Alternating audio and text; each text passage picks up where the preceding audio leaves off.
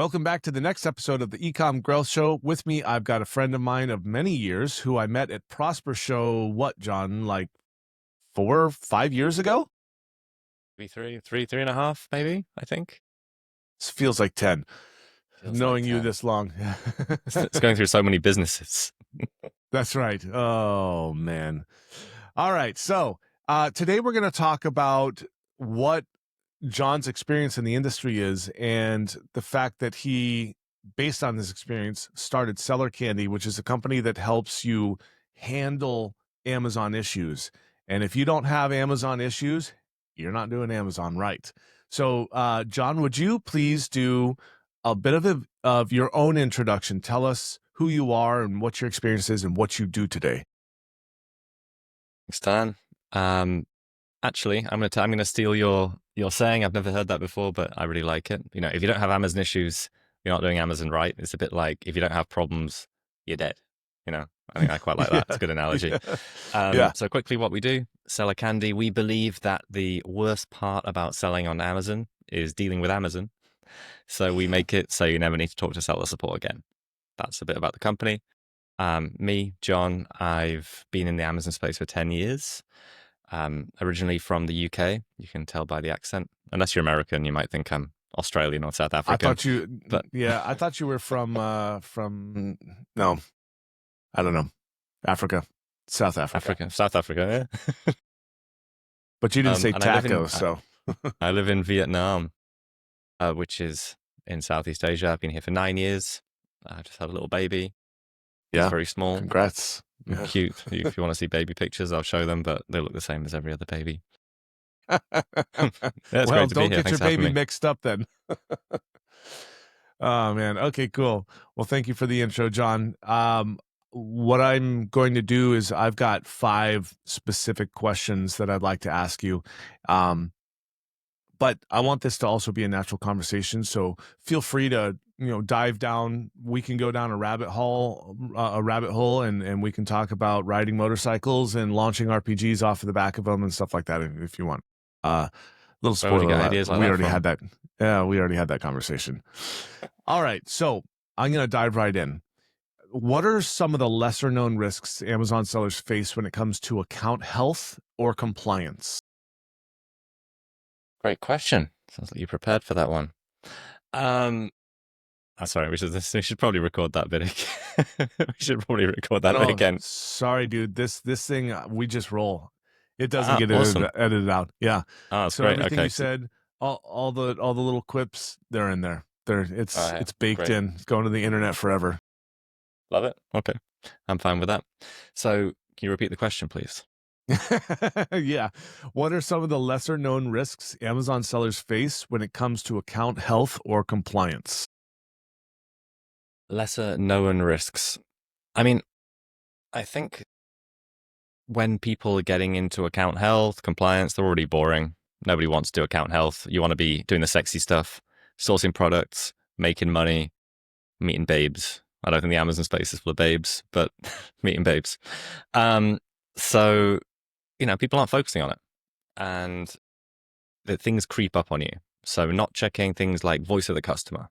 So going into your analytics in the back end, check voice of the customer, see what customers are saying, see if Amazon is starting to see many different notifications or things it's pulling from reviews on different products. Because you don't want that thing to creep up on you and up on you and up on you, and then suddenly your listing goes down at the worst time of year. So that's a big thing. Make sure you're checking your voice of the customer. Make sure you're checking your brand analytics.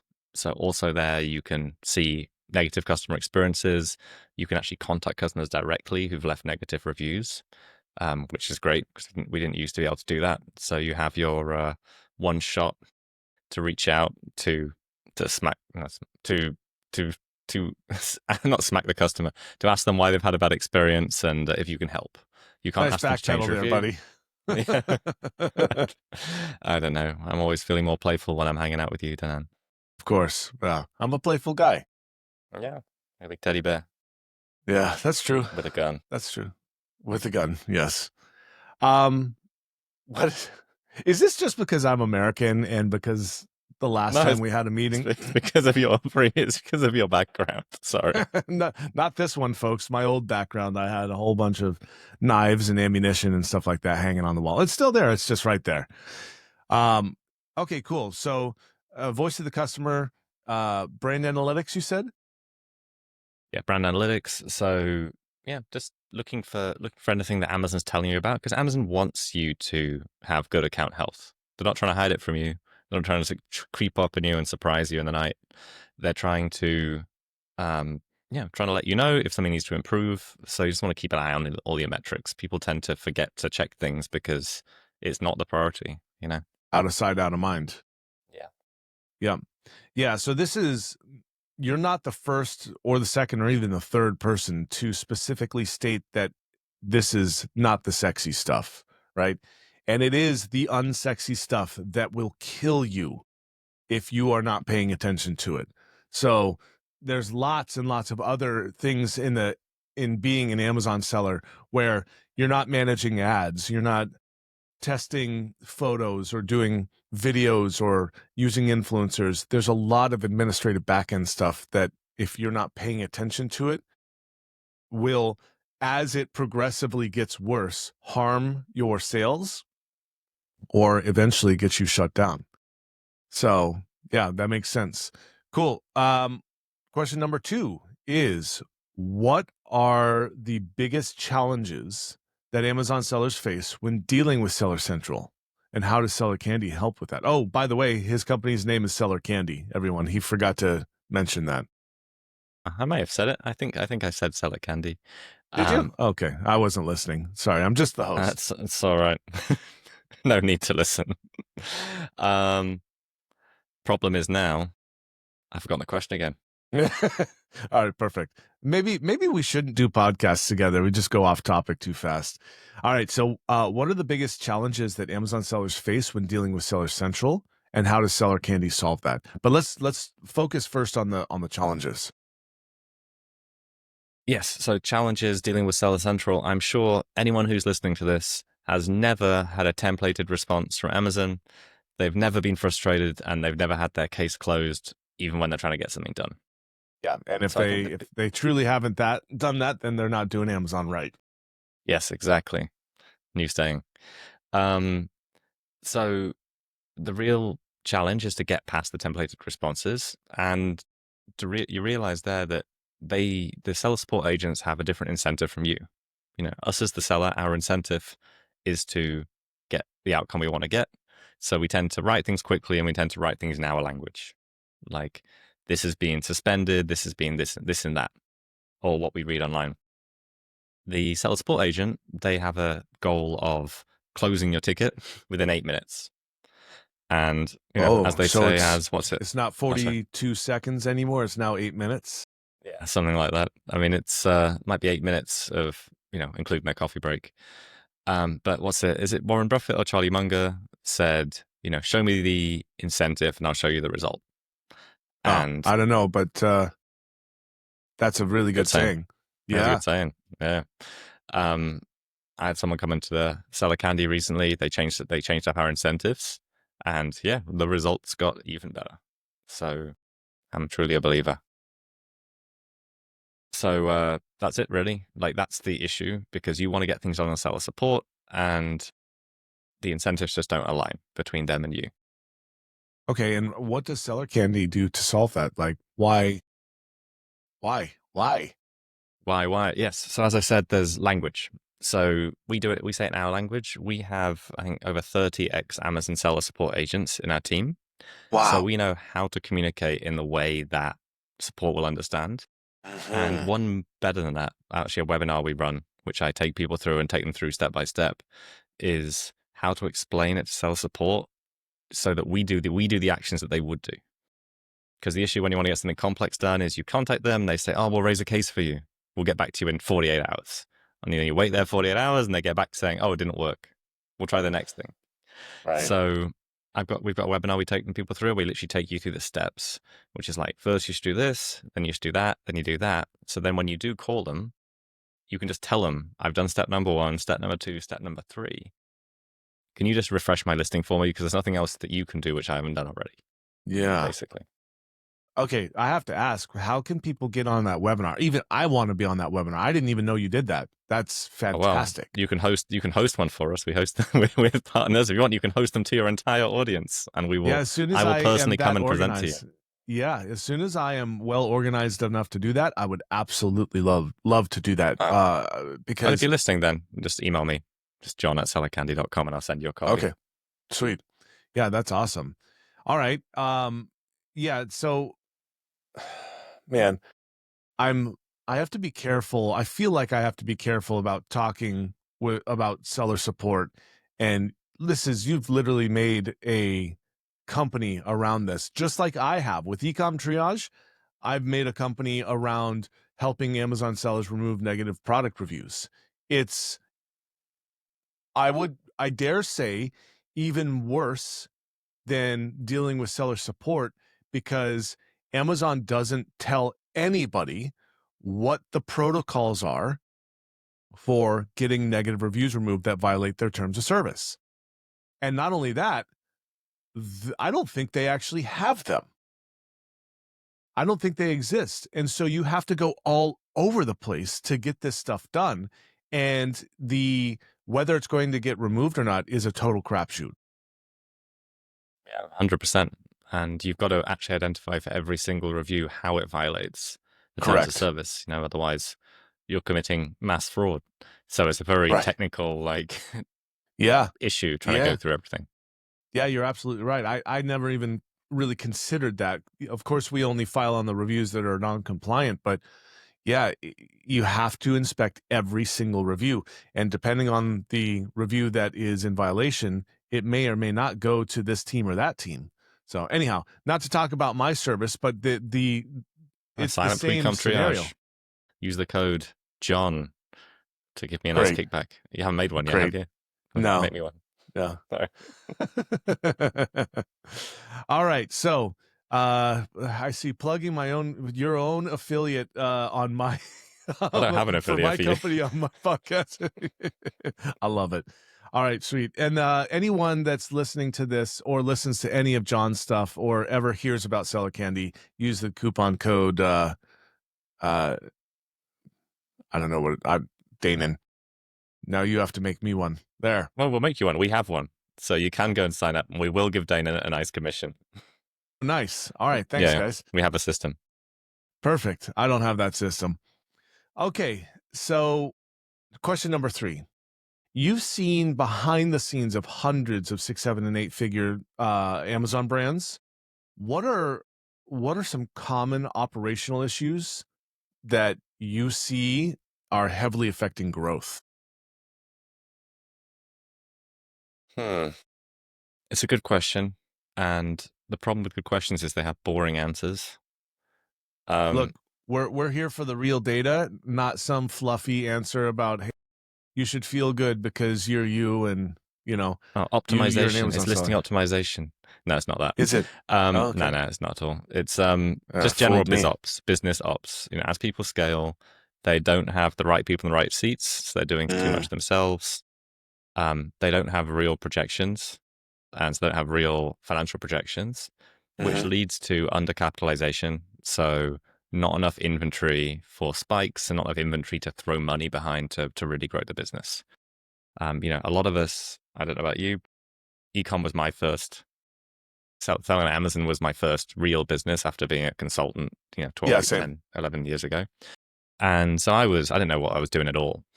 And then I knew that I had the same experience again when I started an agency 7 years ago. Again, I don't know what I'm doing at all because I hadn't run a real business that had sales and marketing and all those kind of things on top of it. Yeah, that's where I am right now, for sure. Awesome. Yeah, it's great. It means you're learning and you're either learning or dying. So we never run businesses that require proper P&Ls and capitalization and understanding what it really takes to grow. So I think getting a mentor who's been there already at the next level, not just a seller who teaches you how to sell products, but somebody actually knows how to run an e-commerce business as you're getting to 7 and 8 figures is really going to help people get ahead.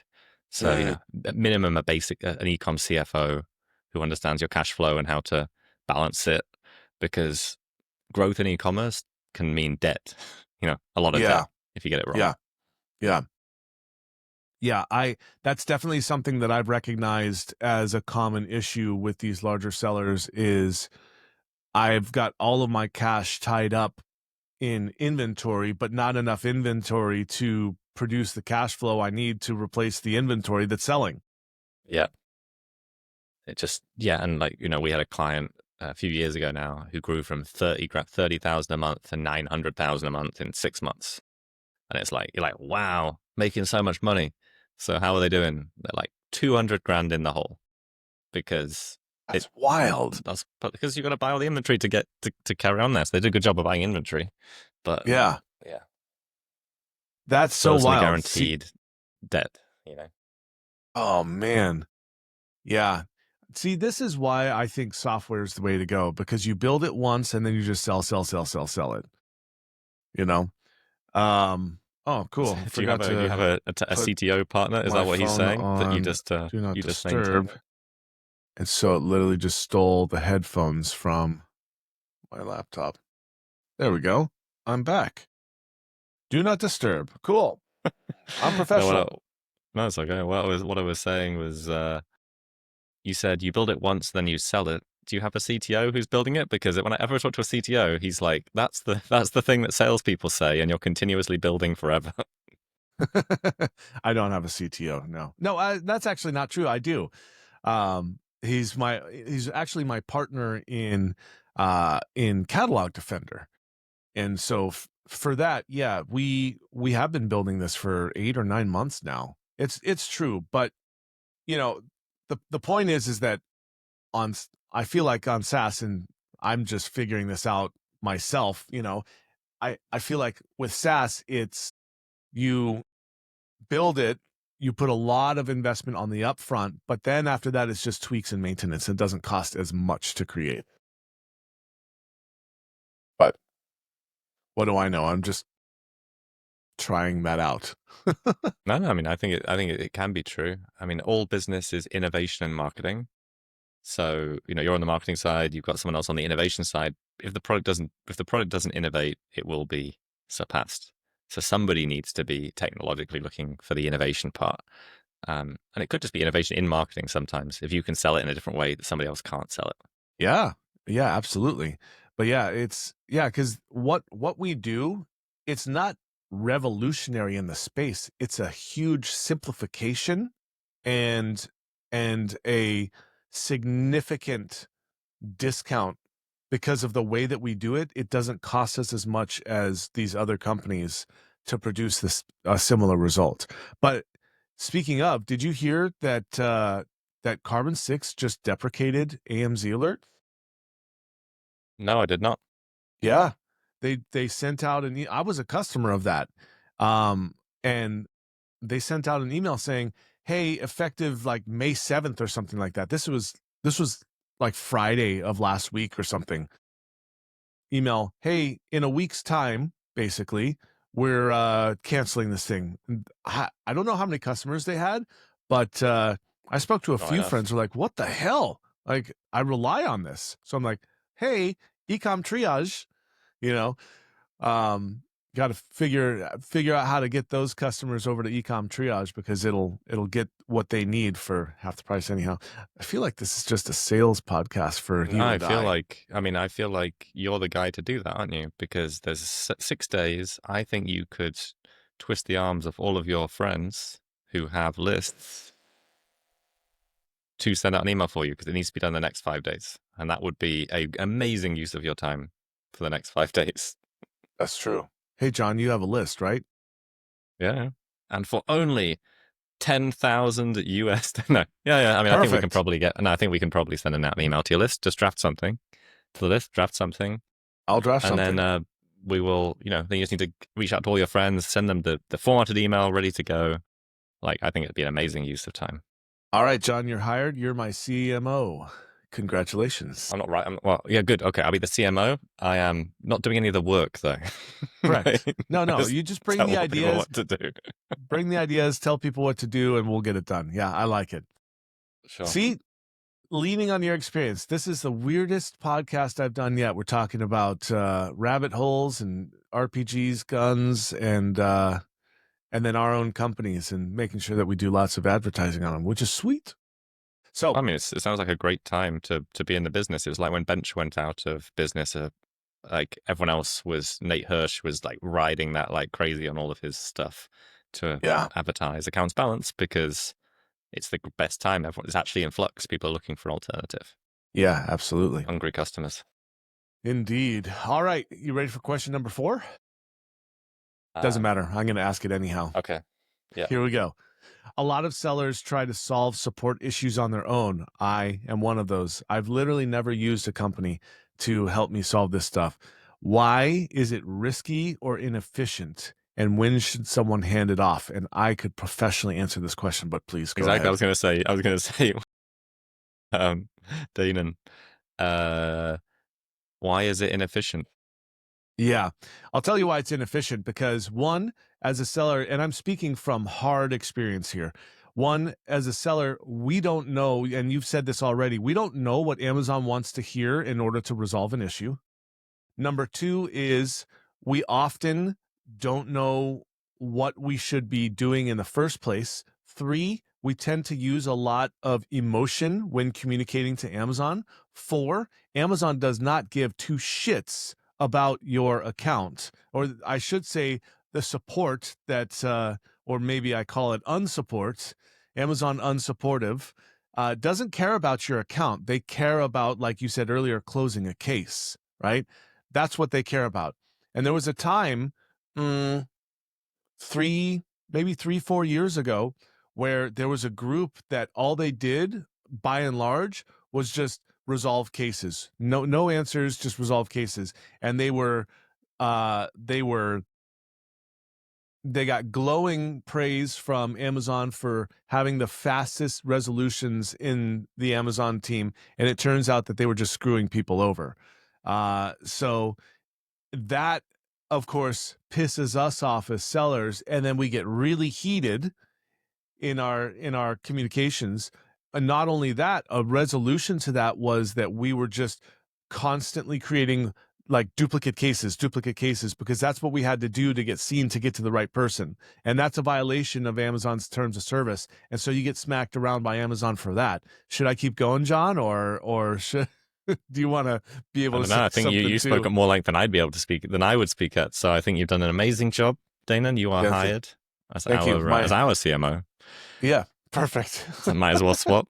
Yeah, And then all I would add business to swap. that is why it's risky is for things that you have one shot, you know.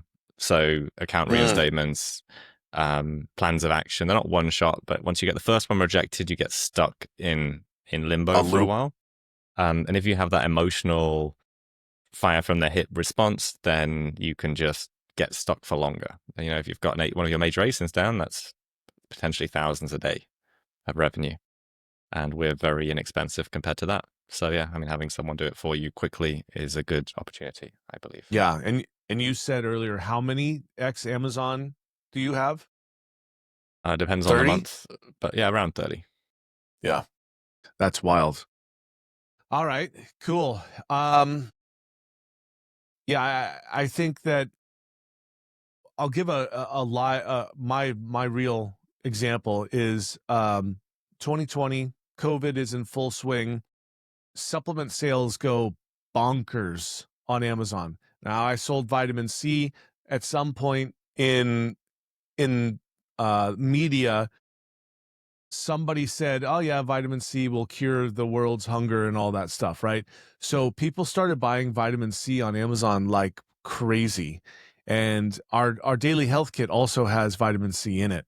And so our sales, I think we must have like 8 or 10x sales, just like full blown rocket. And we had the inventory to support it.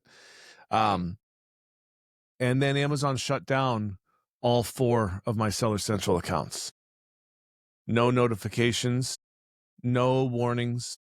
I got 100% health score, and just shut them down. I couldn't even log in. So we get on the phone with support. I'm like, what is going on? Like, oh, well, we don't know. Like, cool. So figure it out. And it took 4 months for me to get my accounts back on, and it killed our business. Yeah. And we're selling Sucks. again, of course, but nowhere near the velocity that we had attained. Um, and anyhow, I mean, granted, there's a artificial spike there because people went bananas for vitamins. But yeah, that's a perfect that at this time I was going, we just had a baby, I think, as well, our second baby. So what was that? That was 20. Yeah, we just had our second baby, and I wasn't sleeping much, and neither was my wife, and she's the one that really runs Amazon. And so there were things. You understand the whole baby thing. No, I had one of those recently. Yeah. Yeah. And how A old's your baby, life-changing by the way? experience. Yeah. 12 weeks today. Wow. 12 weeks. That's crazy, man. I don't think in weeks. It's 3 months. 3 months. Yeah, they're super cute little cooing things. So my first baby, when she came out, I could hold her with her head in my palm, and her feet only went to my arm right here. And now she's like up to my chest, and she's only 7. I'm 6'2", and she's already up to my chest. She's so big now, it's crazy. And you'll experience this, John. You're gonna freaking love it. And it's tough sometimes, but anyhow, this is not a baby show. If you want to go and learn about being an entrepreneur and a parent and a married couple, subscribe to Sippy Cups and Startups, which is my wife's and my new podcast that doesn't even have a single episode. So, all right, enough of that. Let's go on to question number 5. John, this is the weirdest cadence of any podcast I've ever done so far. So thank you for being here and contributing to that. No, I think it's half of it is me. I'm sleep deprived, and I think I can see through time. We're Yeah. talking about account suspensions as well. Mhm. Shoreful is actually launching an account suspension insurance product. So it includes cover for account suspension. So if you do have multiple accounts, so you want to cover it, it's called Seller Defender. I think they launched it like last week or this week. Really? And it's a real insurance product as opposed to what other people have. And so it's called Seller Defender from Shoreful. You should buy your insurance for everyone needs full liability insurance anyway, don't you? For your accounts, you can buy that from Shoreful. And then Seller Defender is just a ASIN and account insurance. And Wow.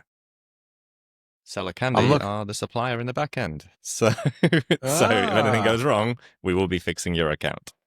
Nice. That's pretty slick. Okay. So you're partnered with Seller Defender. Yeah. And Catalog Defender. Yeah, Defender. Pity you can't trademark the name, the word Defender. Yeah. And I feel like we should all buy Land Rover Defenders. Too expensive now. Yeah. Well, Land Rovers 120 grand, 150 grand now for a Defender. Yeah. Nuts. Yeah, they're pretty expensive. I looked into it because super unreliable, apparently. Yeah. Well, I have a Defender, so like an old one or a new one? No, sorry, I've got a Discovery, which is, yeah. But yeah, they are super unreliable. I've been telling my wife, that's it, I'm going back to Toyota. And I'm going back to Toyota because I had a Tundra before my Discovery, and it never broke down on me once. And the Rover has broken down on me realistically only twice, but both times were off-road, like deep in the forest. So, I need to be able to rely on my vehicle. Anyhow, this is not an off-road show. If you want to listen to an off-road show podcast, go to the Adventure something or other. That's another podcast that I am putting together with some friends of mine. Not a joke. How many podcasts do you have? How many are 3? Just as many as I have children. I have 3 podcasts. So, yeah. All right, cool. We are going on to the last question. From your experience, what separates the sellers who scale successfully on Amazon from those who constantly struggle? I don't think I actually like that question. What do you I think think you about could say that what sort of separates successful business owners from those that constantly struggle. Um, that? I John, think you're hired. You're now the host of this podcast, I mean, and it's the same thing. Same thing as successful business owners. There's two things, I think. Um, one is clarity in what you want to do, focus. Like, you can't make multiple things work at once if you're one human being. And maybe if you have a lot of teams and you have amazing people on those teams who can execute for you, then yes, potentially you can do that. But really, no one built three great businesses at the same time. yeah, It didn't happen. yeah, And then just the delusional belief that they are going to succeed. You know, I think entrepreneurship is I delusional. think you have to. I think you have to have that delusion. 100%. That's what I'm saying. That's a Well, key that's to what you're saying. success. That Yeah, oh, you need to okay, have the delusional belief you're going to succeed because it's a delusion. It's delusional that you're going to make this thing real and happen and get it to this level, and then it becomes reality. So the two things they have are delusional belief it's going to succeed and focus on one thing and belief that there's gold in that thing. yeah, that is probably that second part. I have no problem with being delusional. I'm full blown delusional, but my biggest problem is the focus because I have so many different areas of interest in life. I just told you I have 3 podcasts. You know, this one's for Amazon. I've got one for off-roading and adventure travel and stuff like that. And I've got one that's kind of more of a documentation of my marriage with my wife and having babies and owning our own businesses and all of the things that go around that. Like, how do you juggle? Because I like helping people, you know? And so I feel like I could maybe shortcut a few things for people on the Sippy Cups and Startups one, and the adventure one. I don't even have the title for it yet, but that's my passion, you know? But anyhow, delusion, not a problem. Focus, I've got full blown sawed off bird shot shotgun focus. It's like, Yeah, well, something to think about, as they say. yes, yes, yes, for sure. Well, cool. John, what else would you like to talk about? First of all, anyone that needs help with your business, your Amazon business, should know that Seller Candy exists because and it's not just reactive. They have a service where they can proactively be there the moment that you need help. And one of the things that Catalog Defender does is help recognize that stuff. So if you're not already using John, you can use Catalog Defender, and John and Seller Candy is a partner of Catalog Defender, and you can go to Seller Candy and have them help you fix it. But is there anything else, John, that you'd like to maybe discuss? Any parting words of wisdom?